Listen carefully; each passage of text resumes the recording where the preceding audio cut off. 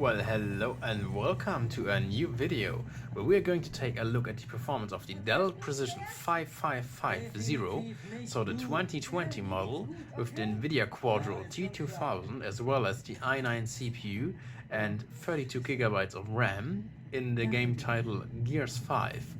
And we are playing the first mission of the campaign, and in a few seconds, or right now, I'm gonna show you that we're playing at 1080p and we're playing basically at the high settings preset. So everything here is set to the high settings, or at least it's the high settings preset, which means most things are high, but these things here are just medium. But yeah, obviously still pretty high preset. So yeah, let's see how well this machine performs in this title, which is from 2019, if I remember correctly. So it's from the same year or it's from a year prior that this year this machine actually was released. And right now it seems to be working very well. All right. On the ground, and we are seeing around 50 FPS. Yeah, and it actually does feel pretty smooth. Alright, let's get a move on and see if that actually stays true for this title in other areas of this map as well.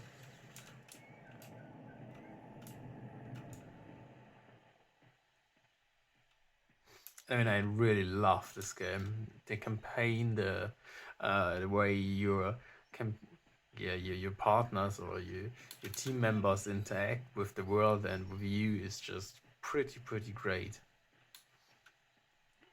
I mean, the story, I guess, isn't a super elaborate one and not the most interesting in the world, but yeah, it's definitely fun enough to keep you entertained for a few hours.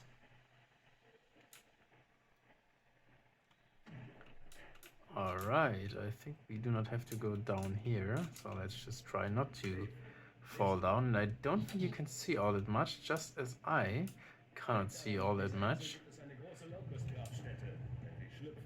But that's one of the cool things as well. I mean, our robot friend Dave here is actually a pretty useful companion, unlike in various other games where these things would just be there for the sake of being there instead of actually being useful.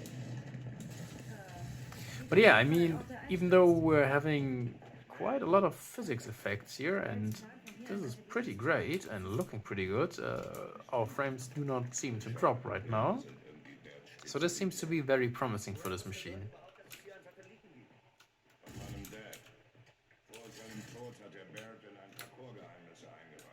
Alright, I guess we can move a little faster now.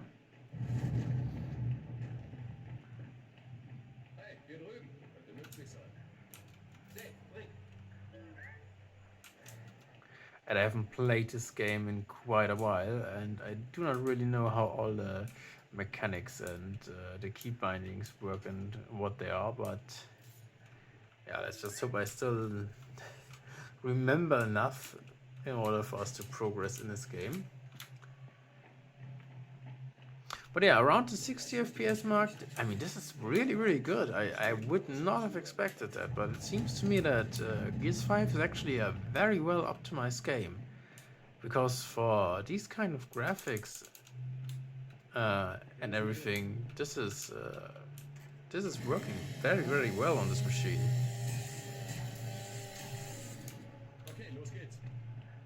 Alright. We're seeing a little drop, but I guess that's due to the fact that it's loading in some new stuff. I mean, you can see on the top left corner that our VRAM capacity with 3.8 or 3.756758 or around these marks is quite heavily utilized. And we do have enemies right in front of us. Can we actually duck in this game? I have no idea. Jesus Christ. I haven't played it in so long. Okay, let's go and duck behind this cover then. Oh, and his friend, is he aware of us now? I guess he's not. I don't know what difficulty this is. I think it's medium difficulty, so I guess the enemies shouldn't be the brightest and smartest after all. But yeah. But I mean, look at this game, how well it runs. I mean, the 50 FPS, 40s, alright, so in quite a few combat scenes, or in pretty heavy combat, it definitely does drop a little bit. But overall, I mean, we're still usually hovering around the 60-70 FPS mark even right now. And especially in a single player and campaign focused game like this one, this is perfectly fine and perfectly playable. I mean, you do not really have to react all that quick in this game and move very, very fast. So it's not a problem that you're not having above 60 FPS all the time. And if you are actually able to play with the high settings preset at 1080p, in that case, I would definitely go and do that instead of opting for a few FPS more. So yeah, I guess we do run into the VRAM capacity limits of our card, because I do see some of the textures which are definitely not completely loading right here. Yeah, they're loading in right now. So obviously the 4 gigabytes are definitely a limiting factor for this card. Not so much the actual performance of it.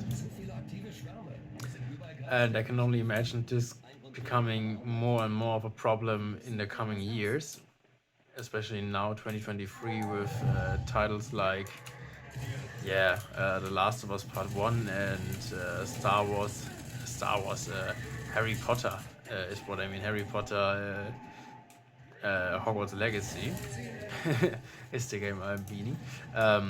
So yeah, you can expect this machine to perform worse and worse from every year now on. At least in the big AAA title games, such as this one. But yeah, apart from that, is actually doing a very decent job to keeping us entertained and actually delivering a very playable gameplay experience here. So yeah, I can definitely recommend you go and grab this title if you have the Dell Precision 5550 and play that on this machine.